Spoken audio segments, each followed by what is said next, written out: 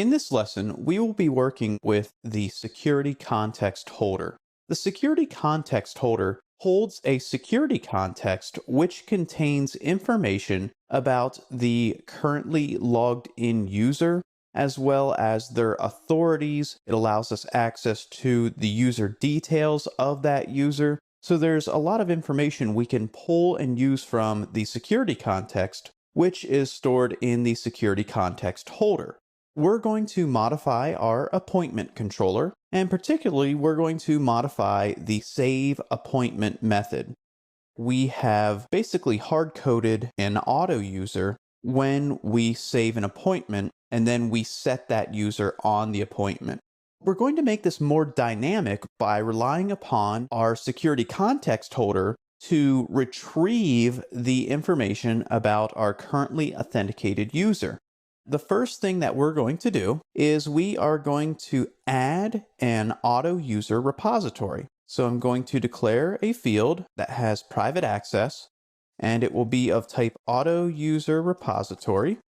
And then we're going to auto wire that field. So we'll import those types. And now we have access to our auto user repository, which we can now query that auto user table in our database. Next, we're going to remove all of these invocations of these set methods. We're no longer going to be setting those values on our user. We're going to be pulling them from our database by using the information we receive about the authenticated user. We have the security context holder, and it has a static method that allows us to get the security context. Now, on this security context is a method that allows us to obtain the authentication object. You also notice we could set the authentication object, but that is really taken care of when we perform our authentication within the application. You can use it manually if necessary, though. In this case, we're just going to get the authentication object, and here is where the real goodies are. I can access the authorities.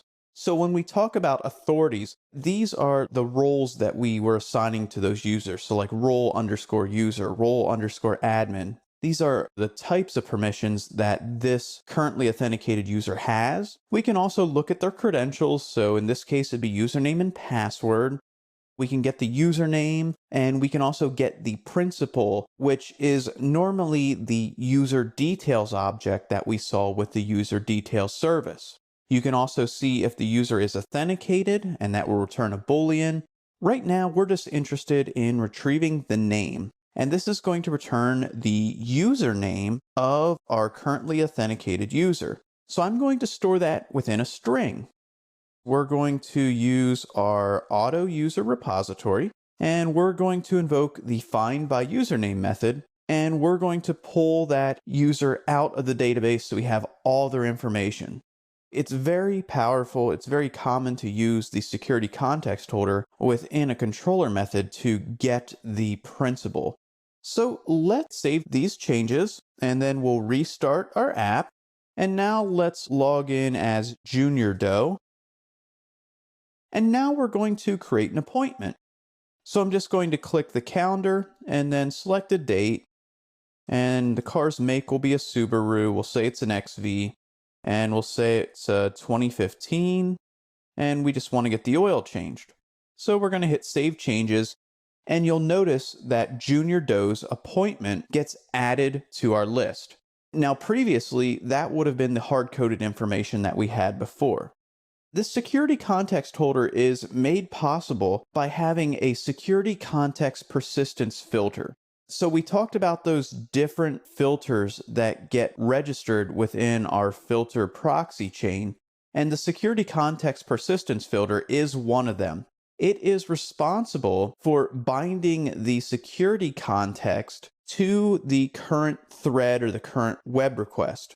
It performs that action by looking at the security context repository where it stores information about the security context. So when each request comes in, it looks for the security context within the security context repository and then binds it to that web request. Now, an important thing is that this is accessible by the local thread.